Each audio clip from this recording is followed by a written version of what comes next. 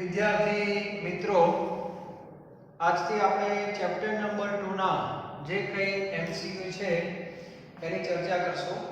પહેલો પ્રશ્ન છે, હાઇડ્રોજન પરમાણુની આયનીકરણ એન્થાલ્પી 13.6 eV છે, તો Li2+ ની ધરા અવસ્થાની ઊર્જા શોધો.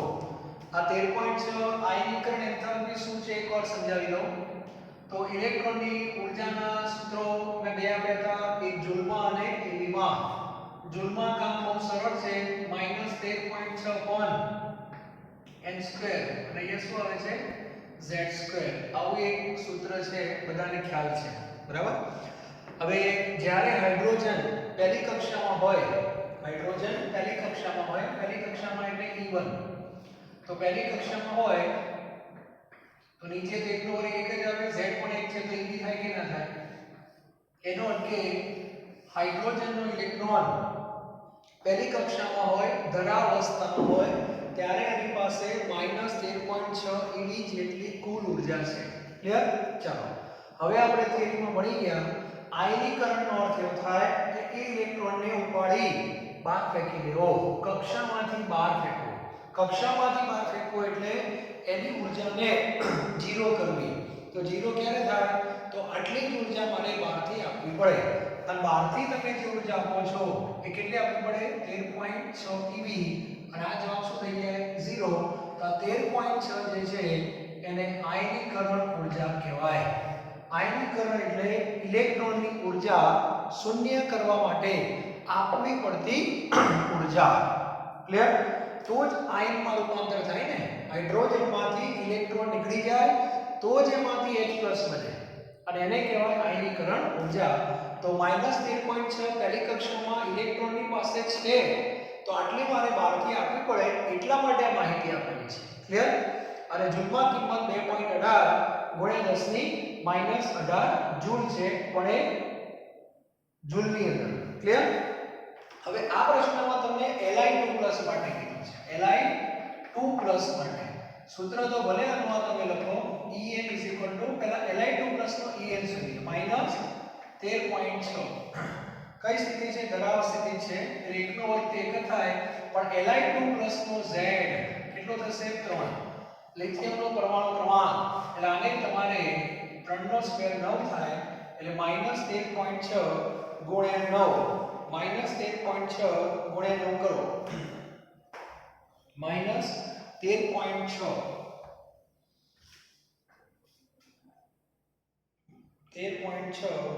9 કેટલા થાય છે?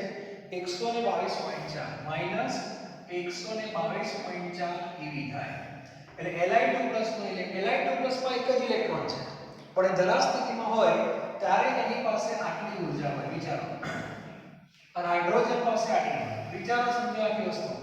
તો હાઇડ્રોજનનો ઇલેક્ટ્રોનને કાઢવો હોય ને તો આટલી આપવી પડે, અને આના ઇલેક્ટ્રોનને કાઢવો હોય તો આટલી આપવી પડે. એનું કારણ કેન્દ્ર મજબૂત છે, એટલે કેન્દ્રનું આકર્ષણ વધી ગયું, કારણ કે આના કેન્દ્રમાં +3 પ્રોટોન હોય, આના કેન્દ્રમાં તો એક જ છે, એટલે આમાં ઊર્જા શું આપવી પડે? વધારે આપવી પડે. એટલે તમને ધરા અવસ્થાની ઊર્જા કીધી છે, એટલે -122.4 eV જવાબ આવે. ટૂંકમાં C જવાબ આવશે. ઓકે, ચાલો. ત્યારબાદ Li1 પ્રશ્ન છે, એટલે ભૂલો ન થાય એટલા માટે. Li2+ આયનમાં બીજી ઉત્તેજિત અવસ્થાની ત્રિજ્યા કેટલી? તો આપણી પાસે ત્રિજ્યાનું સૂત્ર છે, Rn = 0.529 n²/z, અને આ સૂત્ર છે એંગસ્ટ્રોમમાં. આ બે સૂત્રો ભેગા ના થાય, ધ્યાન રાખવાનું.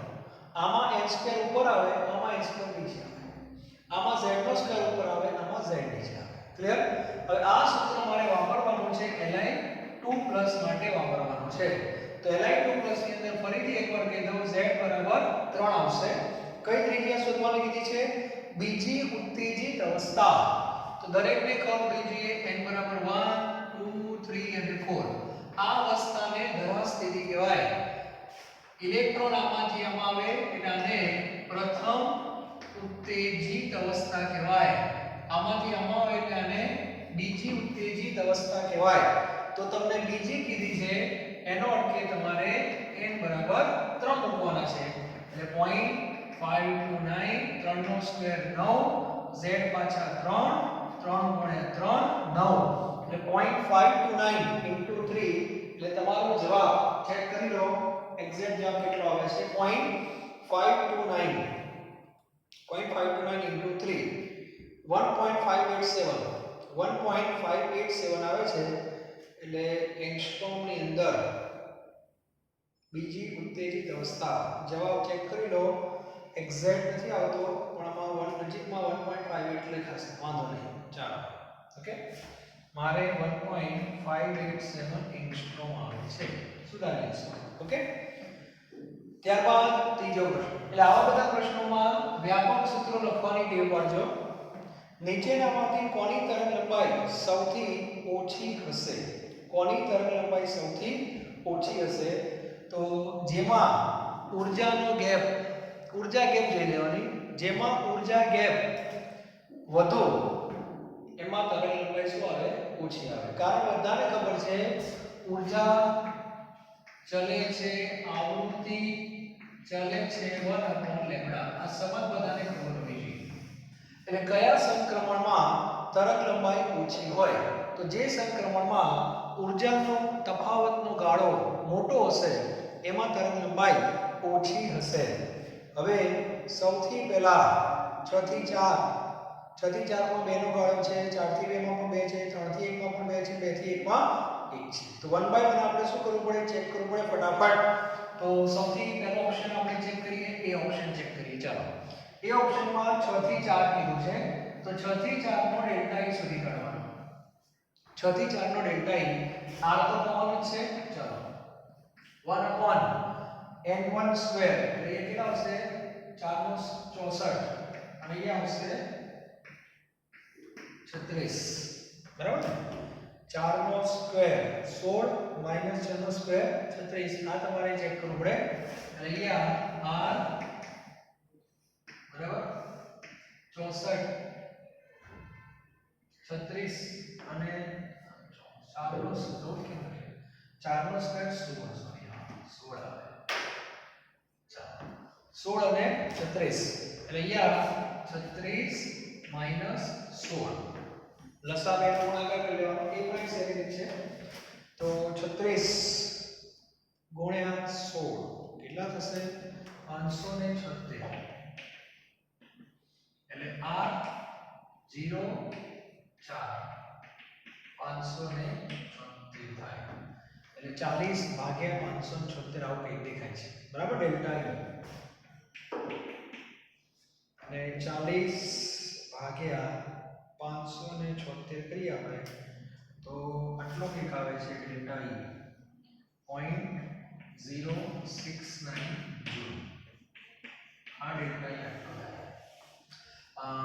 કેનો આપણે 6 થી 4 પછી 4 થી 2 નો આપણે જોઈએ ઓપ્શન બી એટલે શરૂઆતમાં આવું થોડું ચેક કરવું પડે r કોમન r અચળ ચલો 4 થી 2 ને 2 નો વર્ગ 4 થાય અને અહીંયા આવશે 4 નો વર્ગ એટલે 16 બરાબર એટલે અહીંયા r આવશે અહીંયા લસા લઈ લો ધારો કે 16 64 અહીંયા 16 માઈનસ 4 16 માંથી 4 ગયા એટલે કેટલા વધે 12 ભાગ્યા 16 કેટલા આવે જોઈ લેવાનું 12 ભાગ્યા 16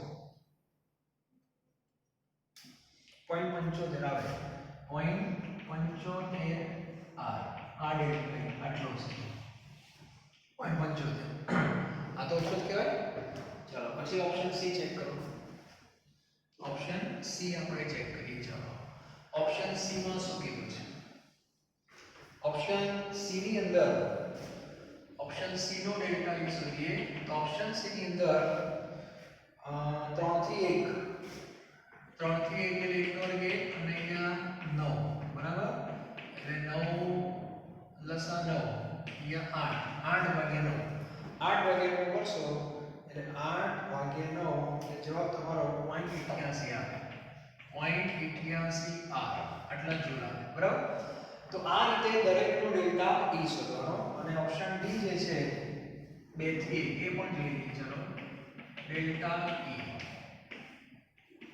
ये આવશે 4 માંથી 3/4 0.75 r જો આ 0.75 બે સેમ આયા 0.75 ઓકે કઈ વાંધો નહીં 0.75 આવે એનો વાંધો છે. હવે પ્રશ્ન છે તરંગ લંબાઈ ઓછી તો ઊર્જાનો ગેપ વધારે તરફ દેખાય છે તો મને આ દેખાય છે ઓપ્શન સી 3 થી 1 તો 3 થી 1 માં ડેલ્ટા E વધારે છે એટલે ઊર્જા ગેપ વધારે છે અને જે ઊર્જા ગેપ વધારે હોય એનો કેટલી ઊર્જા વધારે છૂટી પડતી હશે અને જેટલી ઊર્જા વધારે છૂટી પડે એ તરંગ લંબાઈ સૌથી ઓછી હોય તો આ રીતે ગણી શકાય ઓકે. ત્યારબાદ ટૂંકમાં આવા ઓપ્શનો ચેક કરો આપણે બીજો કોઈ રસ્તો ટૂંકો તમને ખ્યાલ ન આવે જાતે નક્કી ના કરે કામમાંથી આપ કિંમતો મૂકો પછી ક્લિયર થાય. ત્યાર પછી 52 ની ત્રીજી રેખાની તરંગ લંબાઈ છે 52 ની ત્રીજી રેખા તો 52 ની ત્રીજી રેખા એટલે 52 નો n1 કેટલો હોય 2 હવે પહેલા થિયરી ક્લિયર હોવી જોઈએ n1 બરાબર 2 n2 બરાબર 3 4 5 6 હોય કે ના હોય તો 52 ની પહેલી રેખા કઈ થાય તો 3 થી 2 ની પહેલી રેખા કહેવાય 4 થી 2 એની બીજી રેખા કહેવાય અને 5 થી 2 એની ત્રીજી રેખા કહેવાય એટલે n1 2 થાય અને n2 5 થાય ત્રીજી રેખા કીધું છે બરાબર. હવે તમને તરંગ લંબાઈ કીધી છે એટલે આપણે ન્યુ બારનું સૂત્ર મૂકી દઈએ જે 52 આપણે કીધી એ બરાબર સેન્ટીમીટર વાળું 109 એટલે r લખીએ છે r પછી 1/n1 સ્ક્વેર એટલે 4 n2 એટલે 5 નો સ્ક્વેર એટલે 25 એટલે અહીંયા r આવશે લસા કેટલો આવશે 100 25 માંથી 4 ગયા એટલે 21 આ તરંગ આમ છે અને લેમ્બડા તમને કીધું છે એટલે વ્યસ્ત થઈ જાય એટલે 100 ઉપર જતા રહે 21 નીચે આવે અને r પણ ક્યાં આવશે નીચે આવશે એટલે 100 ભાગ્યા 21 r તો ચોથામાં જવાબ બી આવશે. રકમ વ્યવસ્થિત વાંચજો તરંગ લંબાઈ કીધું છે કે તરંગ આમ કીધું છે બરાબર. ચાલો ત્યારબાદ નેક્સ્ટ પાંચમો પ્રશ્ન વારંવાર મેં એમસીક્યુ માં તેની ચર્ચા કરેલી છે કે ઇલેક્ટ્રોનની ગતિ ઊર્જા 4 ગણી કરવામાં આવે તો ડી બ્રોગલી તરંગ લંબાઈ કેટલી થાય તેના માટેનું સૂત્ર મેં લખાવી દો લેમ્બડા h √2m k બરાબર. એમાં ઇલેક્ટ્રોનની વાત છે બરાબર અને કોણ એનો એક છે ખાલી બે કેસ છે એટલે h અને m અને 2 આ બંને અચળ કહેવાય એટલે લેમ્બડા ચલે છે 1/વર્ગમૂળમાં શું આવશે k એનો ગુણોત્તર લઈએ અલગ અલગ કેસ લેમ્બડા 1/લેમ્બડા 2 √k2/k1 થઈ જાય. હવે તમને એવું કીધું છે ગતિ ઊર્જા પહેલા કેટલી હતી k1 હતી સોમવારે ધારી લેવાની k1 મંગળવારે એવું કહે છે કે ગતિ ઊર્જા 4 ગણી કરી એટલે k2 ની કિંમત k1 કરતા 4 ગણી કરી આમ કહેવાય તો લેમ્બડા 1/લેમ્બડા 2 k1 ઉડી જાય 4 નું વર્ગમૂળ 2 થાય તો લેમ્બડા 1/લેમ્બડા 2 કેટલા થાય 2 માટે લેમ્બડા 2 ને જો કરતા બનાવો તો 1/2 લેમ્બડા 1 થાય એનો અર્થ કે તરંગ લંબાઈ જે છે અડધી થાય અડધી એટલે 1/2 ગણી કહેવાય એટલે જવાબ તમારો સી આવશે. પાંચમામાં જવાબ સી આવશે. ઓકે સરસ. ચાલો તો આવા પ્રશ્નો વારંવાર પૂછાતા હોય છે 4 ગણી 9 ગણી અને એવા ગણા આપેલા હોય ને કે જેનું વર્ગમૂળ નીકળતું હોય એટલે ફટાફટ તમારું સોલ્યુશન આવી જશે. આપણે 9 ગણી વાળામાં અહીંયા 3 આવે એટલે 1/3 જવાબ આવે ટૂંકમાં જવાબમાં મતલબ હોય છે 9 ગણી એવું લખેલું હોય છે બરાબર. ચાલો હવે આગળ વધીએ તો આ ચેપ્ટરના ઘણા બધા પ્રશ્નો સરળ જ છે ખાલી જોવાના તમારે. તો એના પછી ઇલેક્ટ્રોન રચનાના સંદર્ભમાં કીધું છે એમાં કે એલ અને એમ તો આપ્યું નથી કે પ્રિન્ટિંગ મિસ્ટેક હશે કે એલ અને એમ આવું કઈ વાંધો નહીં જોઈ લઈએ ચાલો.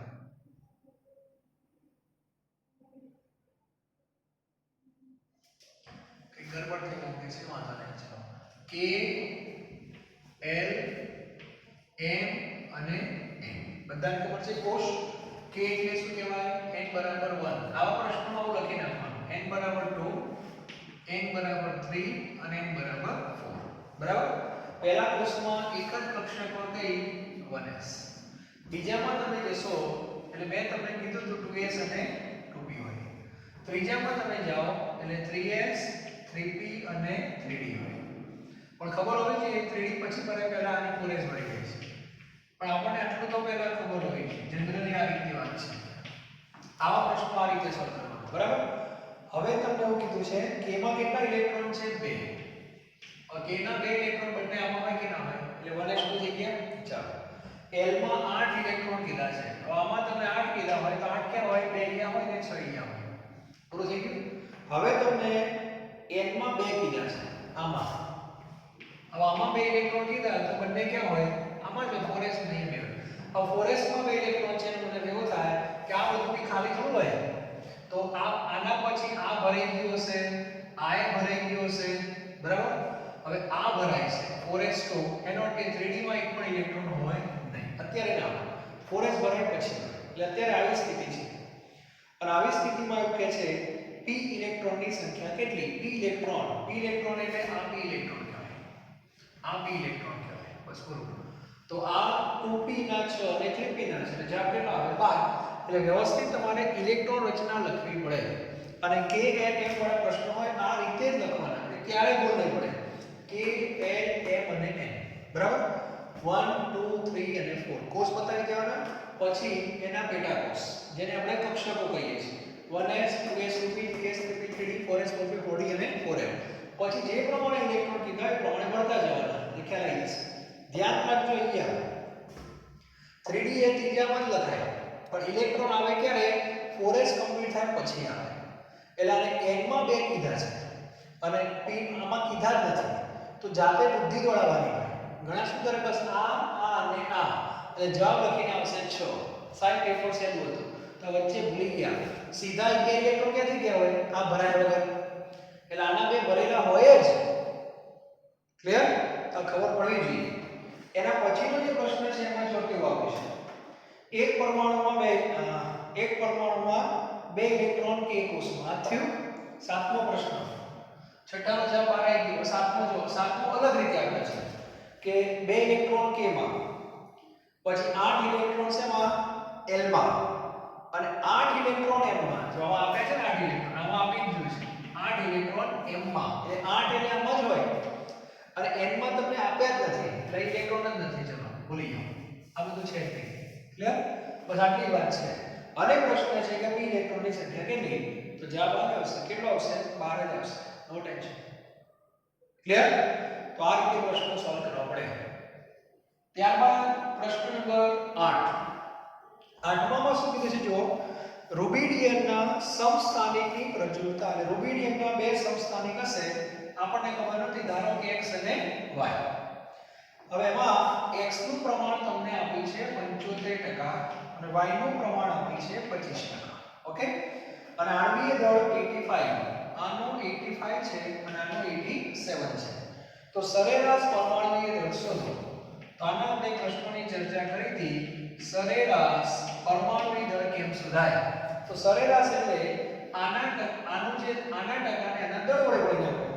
એટલે 85 * 75 પ્લસ 87 * 25 અને આને 100 વડે ભાગી નાખવાનું.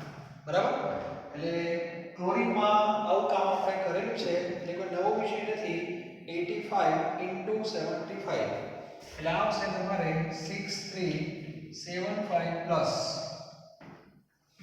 87 * 25 આવશે તમારે 2175 અને એને 100 વડે ભાગવાના છે એટલે પ્લસ 6375 એટલે 8550 upon 100 એટલે આ તમારે થશે 85.5. અપૂર્ણાંકમાં જવાબ આવશે. બરાબર? 85.5 એટલે જવાબ B આવશે. આઠમાનો જવાબ B. ક્લિયર? તો આ રીતે દાખલા થતા હોય છે. હવે આગળનો દાખલો જુઓ 9મો અને 10મો. 9 અને 10. 9 અને 10 માં તમને શું કીધું છે જો તો 9 અને 10 ની અંદર 9માં હાઇડ્રોજન પરમાણુ માટે છે પ્રથમ અને બીજી ઉત્તેજિત અવસ્થા માટે ઊર્જાનો ગુણોત્તર. અંડરલાઈન કરજો. પ્રથમ અને બીજી અવસ્થા માટે ઊર્જાનો ગુણોત્તર. ઓકે. હવે પ્રથમ ઉત્તેજિત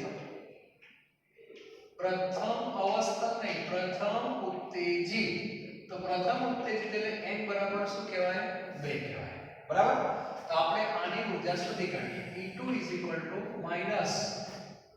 -13.6 upon n2 n2 એટલે 4 હાઇડ્રોજન z2 એટલે 1 નો સ્ક્વેર તો 1 જ થાય એટલે આ એક E માસ છે પછી બીજી ઉત્તેજિત અવસ્થા બીજી એટલે n બરાબર 3 એટલે એને E3 કહેવાય -13.6 3 નો સ્ક્વેર 9 આને E કહેવાય નંબર 1 નંબર 2 બંનેનો ગુણોત્તર લઈએ આપણે E2 upon E3 તો 13.6 તો ઉડી જવાના એટલે 9 ઉપર આવશે 4 નીચે આવશે 9 ભાગ્યા 4 થાય 9 ભાગ્યા 4 થવા જોઈએ 9 માની અંદર D જવાબ આવે ક્લિયર એટલે પ્રથમ ઉત્તેજિત કઈ છે બીજી ઉત્તેજિત કઈ છે એ તમને ખબર હોવી જોઈએ અને 10મો એક પ્રશ્ન છે 10મો પ્રશ્ન હાઇડ્રોજન પરમાણુના વર્ણપટમાં કયા સંક્રમણથી બામર શ્રેણીની ત્રીજી રેખા મળે તો બામર એટલે ફરી કહું છું n1 બરાબર 2 અને n2 બરાબર 3 4 5 6 અપ ટુ ઇન્ફિનિટિવ ઓકે તો 3 માંથી 2 જે છે એ કઈ રેખા કહેવાય પ્રથમ રેખા એટલે બધાને એકવાર ફરી સમજાવી દઉં એટલે આમાં પ્રશ્નોમાં ભૂલો ન થવી જોઈએ પ્રથમ રેખા એટલે 3 માંથી 2 તો લખાય આ રીતે n1 બરાબર 2 n2 બરાબર 3 ત્યાર પછી બીજી રેખા એટલે 4 માંથી 2 એટલે n1 તો તમારે 2 જ લખવાના પણ n2 તમારા 4 થઈ જાય ત્રીજી રેખા એટલે n1 બરાબર 2 અને n2 બરાબર 5 અને છેલ્લી લાસ્ટ એમાં n1 બરાબર 2 અને n2 બરાબર ઇન્ફાઇનાઇટ થાય આ છેલ્લી રેખા છે બરાબર એટલે બામરની બધી રેખા મેં તમને કહી દીધી આ રીતે તો દરેકની આવી રેખાઓ લખતા આવડવી જોઈએ લાઇનમેન બામર પાસ્ચર બધાની તમને આવડવી જોઈએ ક્લિયર અને આ બધી રેખાઓ લખ્યા પછી તમને એવું પૂછે તો ઊર્જાનો ગાળો સૌથી ઓછો આ કહેવાય 3 થી 2 અને સૌથી વધારે આ કહેવાય બરાબર એટલે આની ઊર્જા કેવી ઓછી સાપેક્ષમાં આની ઊર્જા કેવી વધારે ઊર્જા ઓછી તો જે ઊર્જા સાથે સંકળાયેલી આવૃત્તિ પણ ઓછી હોય તો આની સાથે સંકળાયેલી આવૃત્તિ પણ વધારે હોય કારણ ઊર્જા અને આવૃત્તિ વચ્ચે સમપ્રમાણનો સંબંધ છે બરાબર તરંગ લંબાઈની જો વાત આવે તો આની જે તરંગ લંબાઈ છે એ તરંગ લંબાઈ વધારે હોય આની તરંગ લંબાઈ ઓછી હોય એનો સીધો અર્થ એવો થાય કોઈ પણ શ્રેણીને આ નિયમ લાગુ પડે એનો અર્થ એવો થાય કોઈ પણ શ્રેણીની પ્રથમ રેખાની તરંગ લંબાઈ સૌથી વધુ હોય ટૂંકમાં મહત્તમ હોય અને લિમિટિંગ જે છે એની તરંગ લંબાઈ સૌથી ઓછી હોય ક્લિયર આ બધી ભૂલો થવી ના જોઈએ તો આ ટાઈપના પ્રશ્નો તમને આવડવા જોઈએ તો આજના લેક્ચરમાં અત્યારે હું માત્ર 10 પ્રશ્નો તમને આજે આપું છું બહુ ગણતરી આમાં કઈ છે નહીં પણ આવા પ્રશ્નોને સોલ્વ કરતા તમને આવડવા જોઈએ બાકીના જે પ્રશ્નો છે એ પીડીએફ તમને આપેલી છે જાતે પ્રયત્ન કરો જો થઈ જાય તો ધી બેસ્ટ છે નહીંતર નેક્સ્ટ લેક્ચરમાં 11 થી 20 સુધીના પ્રશ્નોનું સોલ્યુશન હું તમને આપીશ ઓકે તો દરેક વિદ્યાર્થીને ફરીથી એકવાર કહી દો સૂત્રો ખાસ પાકા કરજો z વાળા સૂત્રો જ લખો કારણ કે પરીક્ષામાં હાઇડ્રોજન જ આવે એવું જરૂરી નથી એટલે z વાળા સૂત્રો લખવાની ટેવ પાડજો n અને z ઉપર છે નીચે છે વર્ગ છે નથી આ બધી ખબર હોવી જોઈએ અચળ કિંમતો યાદ રાખો એકમો સહિત યાદ રાખજો નહીતર ક્યાંક ને ક્યાંક ભણાઈ જશે બરાબર આ મારી અંદર સલાહ થેન્ક યુ વેરી મચ